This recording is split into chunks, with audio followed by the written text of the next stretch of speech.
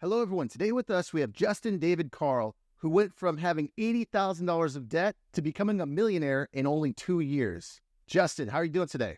I'm doing great. Thanks for having me on the show, brother. Yeah, I'm excited to have you on and share your story. So how did you get $80,000 of debt in the first place?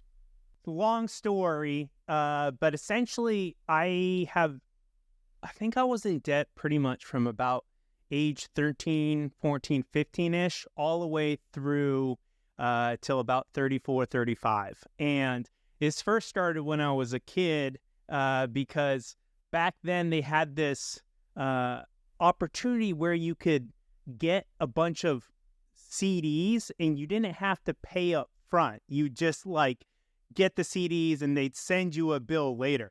So, as a kid, I wanted all the newest CDs so I could listen to the music that I wanted to listen to. And, without even asking my mom, I just went ahead and, signed up for those CDs and then, forgot about actually paying the bill. And then it went to collections and my mom was like, what the heck is this? And so really my debt journey started at a pretty young age, and then it got exacerbated when I got into college because most college campuses, when all the new students come, they have these different banks, set up shop outside and you can sign up for a credit card. And I was like, ooh, I'm an adult now. Let me get a credit card. And so I got a credit card and proceeded to rack up credit card debt. And that was the second biggest, source of my debt. And that kind of essentially followed me through my all 4 years of college.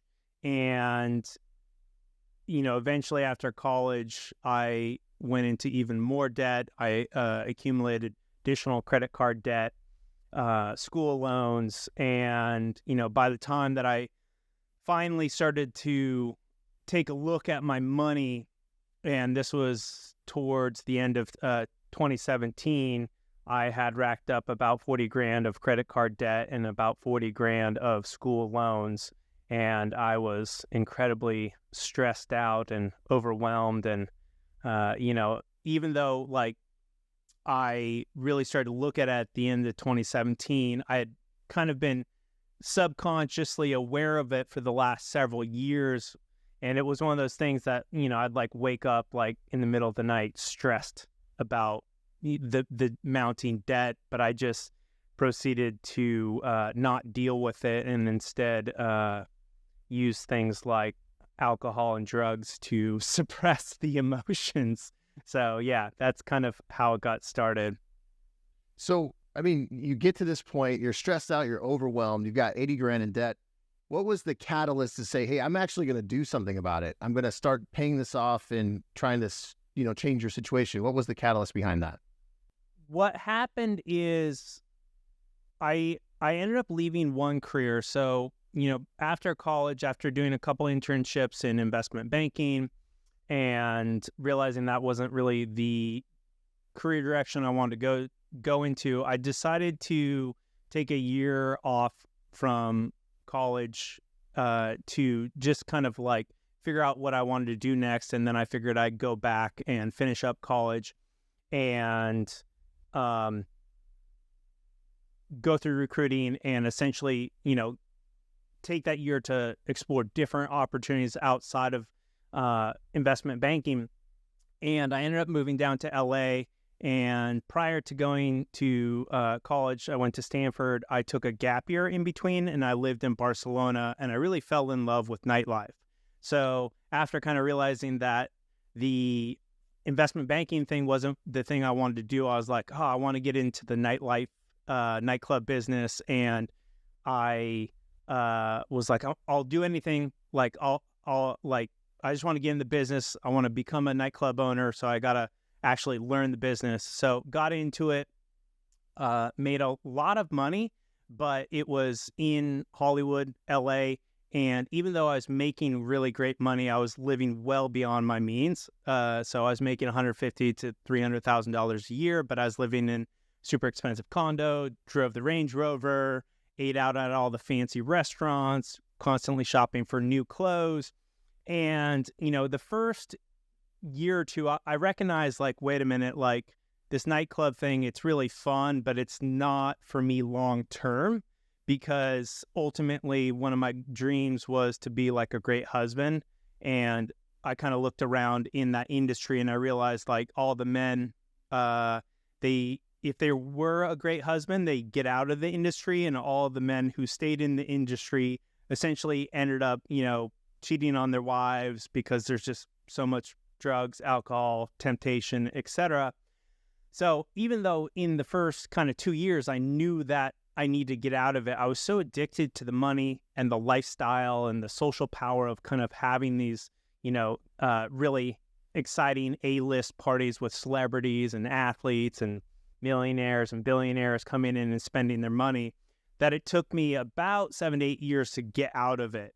And when I finally got out of it, I went back to Stanford to finish up my degree. So I had 2 quarters to go, and this was at the end of 2013. And went back, finished up my degree, and at that time, I was actually 6 years behind on my taxes. And once I finished up school, kind of started working, I discovered Mr. Money Mustache through a Tim Ferriss podcast.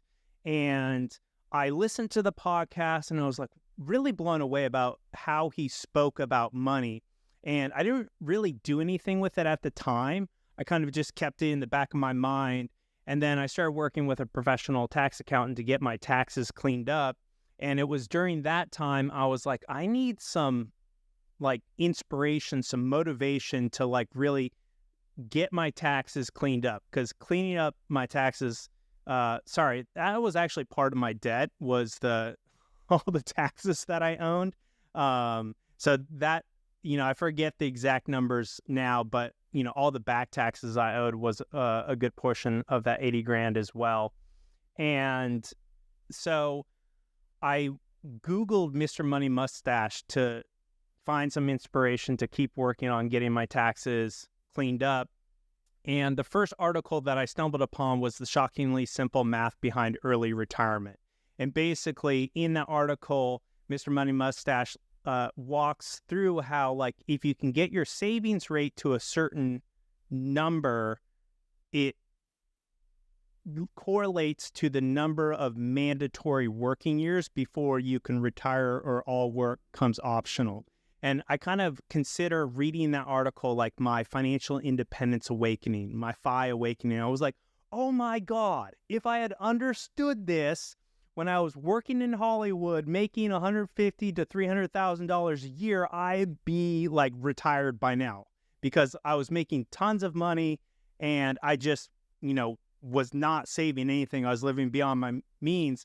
And so that's when I like dove deep into the whole, financial world of financial independence. And then later, after I got my taxes cleaned up, I read Mr. Money Mustache's article, Newsflash, Your Debt is an Emergency. And it was at that time that I recognized that, like, okay, my taxes are cleaned up. Now I need to take care of my debt.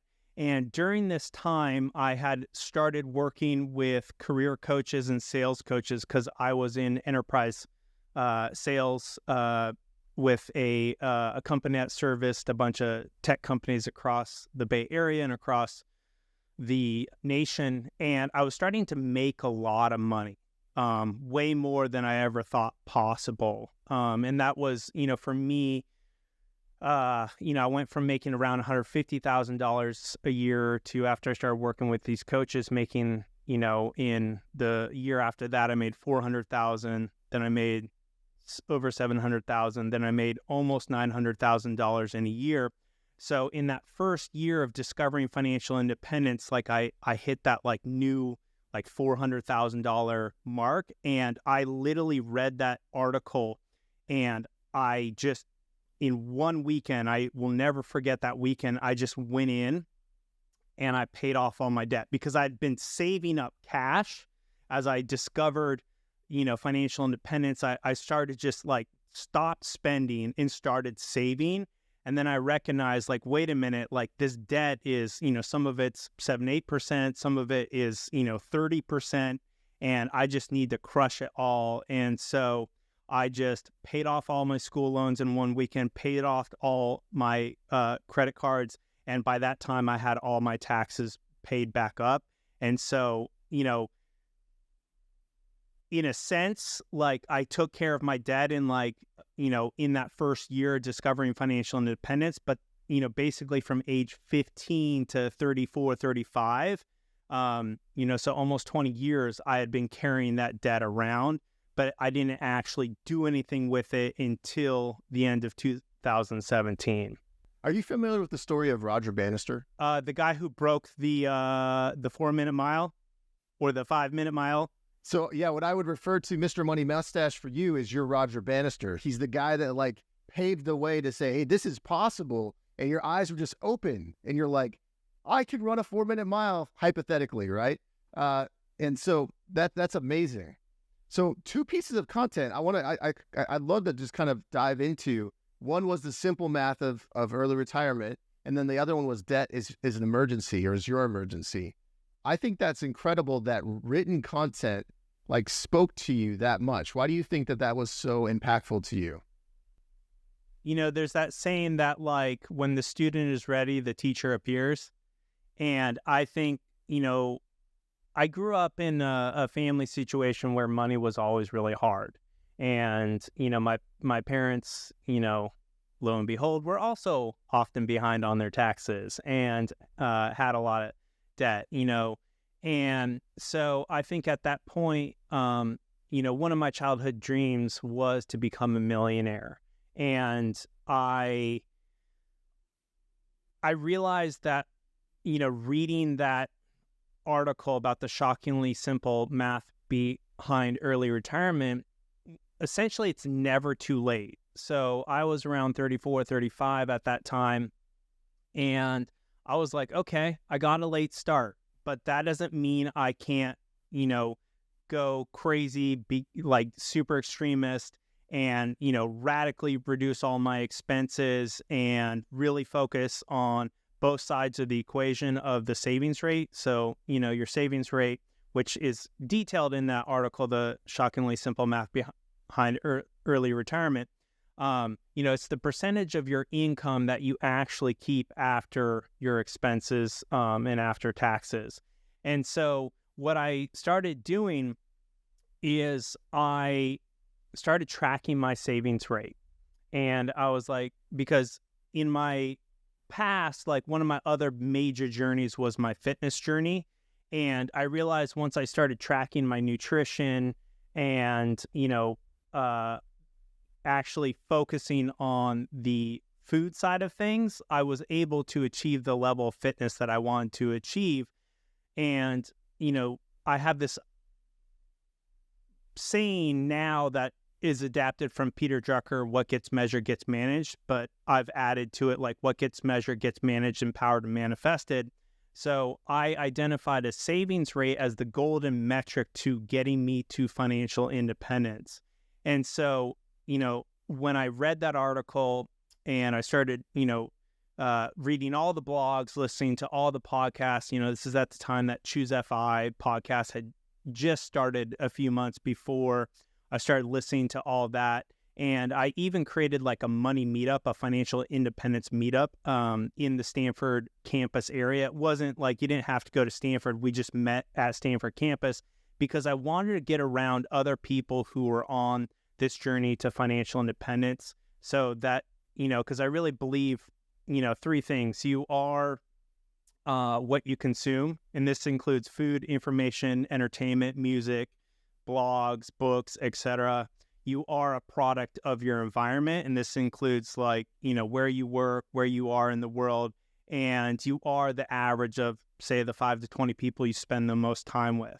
So by creating this like money meetup and getting around other people that were on the journey to financial independence, already retired, millionaires, multimillionaires, I started to just like adopt their thinking, adopt their habits. And I went nuts. Like I literally went from, I had the Range Rover, and after I discovered financial independence, I fortunately years beforehand had randomly signed up for Mint and connected all my accounts, but I never looked at it. But after I discovered financial independence, I went in and I looked at it, and I did an audit on my car expenses, and I recognized that in a little over 2 years, I had spent $7,200 on repairs and maintenance just for like owning my Range Rover.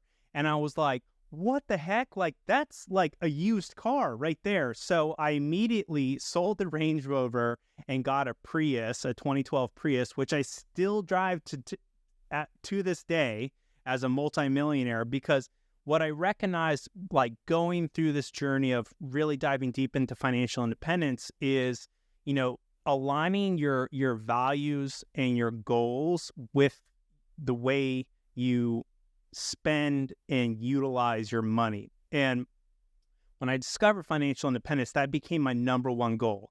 I was like, I want to become financially independent, not because I hated my job, but because I wanted to know that no matter what, I was beholden to nobody, and I could only do work that I actually love and want to do. And so, for me, it was this iteration of constantly feeling my mind with, blogs. Like I literally read Mr. Money Mustache's entire blog. I read every single article. So every day I'd wake up and I'd read one or two articles. And then every month I would go to this financial independence meetup that I had organized. And every day I'd listen to a financial independence podcast. And, I was working with my sales coaches and my career coaches to grow my income, but I was also, working on myself on reducing those expenses. So during those first initial 2 years, I actually didn't go out to eat where I paid for it at all. So I literally went to my wife and I was like, hey, I don't care if you go out to eat with your friends, but my number one goal is financial independence, because, money was such a hard thing for me growing up that like I need to like solve this challenge. I need to achieve this goal. And fortunately, my wife,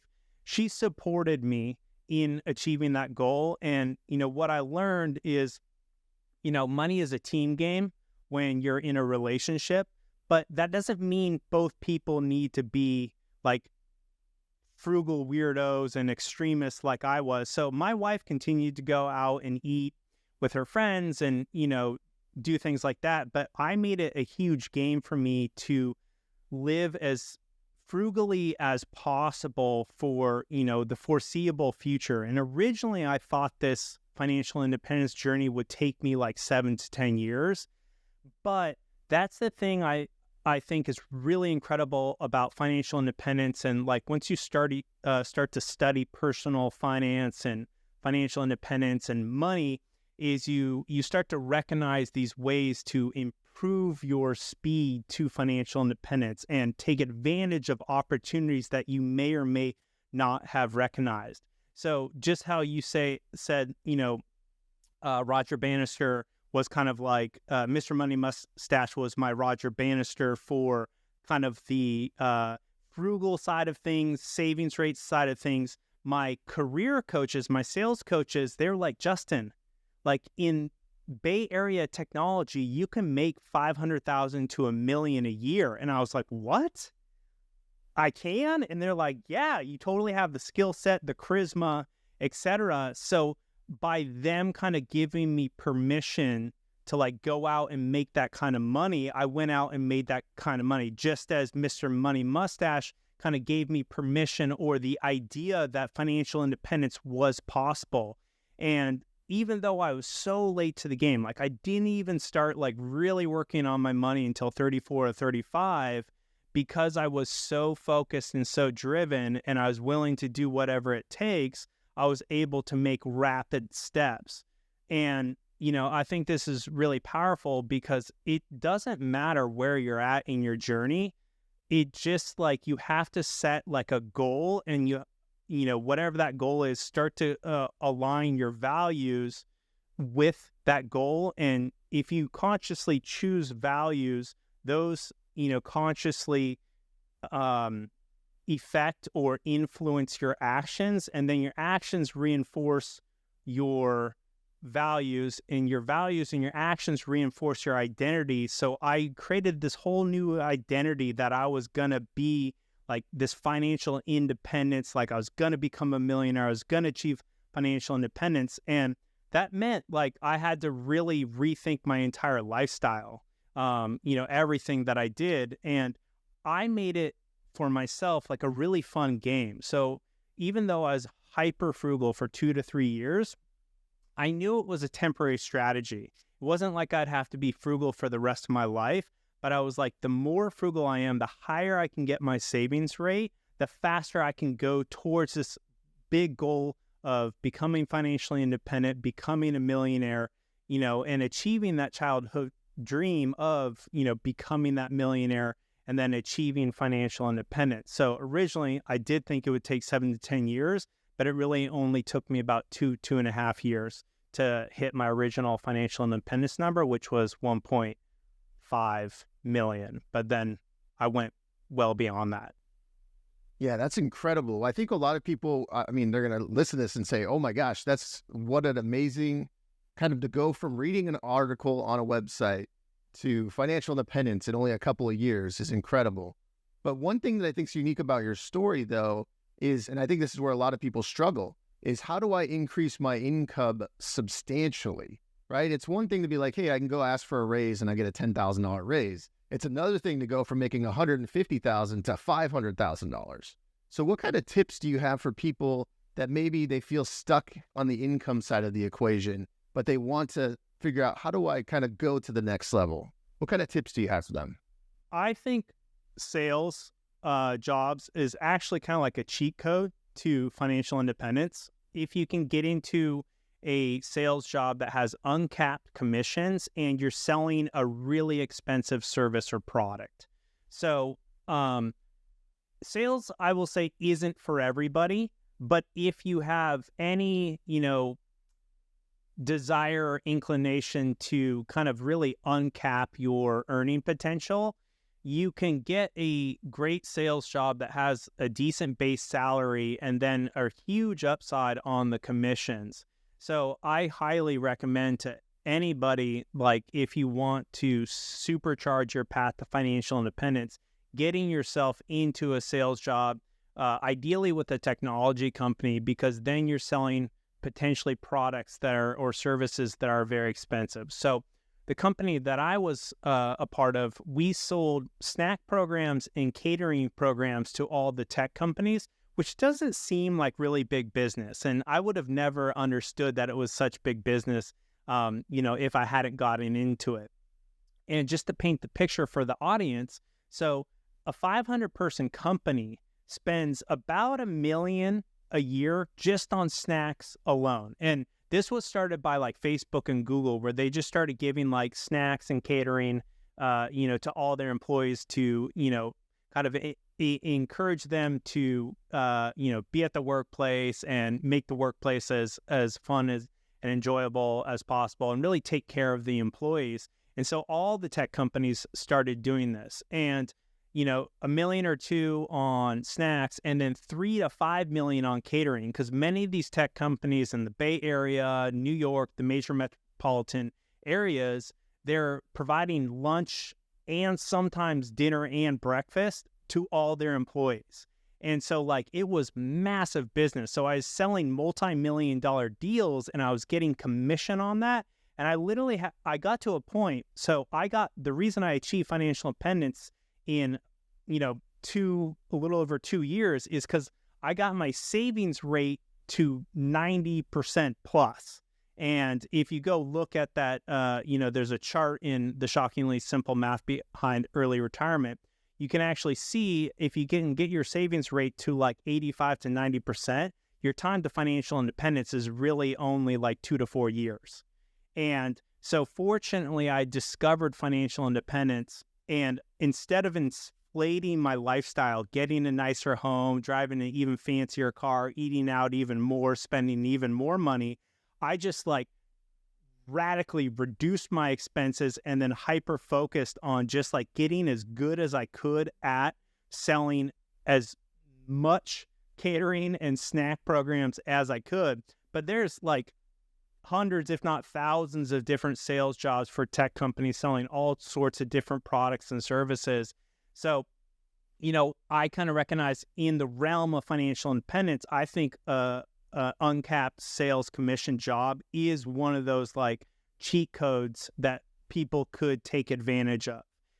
And the reason I recommend that is because if a company already has a proven product or service that you can sell, it's infinitely more easy to go in and do that versus like starting a side hustle that might make you an extra like 10 grand a year, or 20 grand a year, or like even career hopping from like one job to another. Because if they already have, a successful sales team that is, selling millions of dollars worth of product or service, the system's already built. You just need to go in and perform there.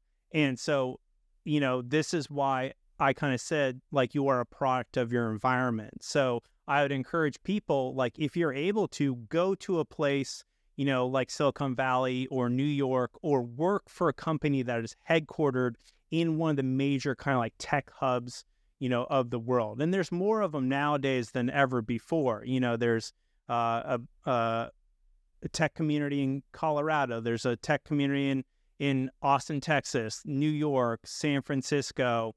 And really, like, if you can get yourself into one of those companies and get that uncapped commissions job, you can radically increase your speed to financial independence. But the other thing I would say to people is, just every year you should be applying to other jobs, because it's so easy to increase your income by 10, 20, 30, 40, 50, $60,000 by going from one company doing one thing to going to another company doing the same exact thing and getting that huge salary bump.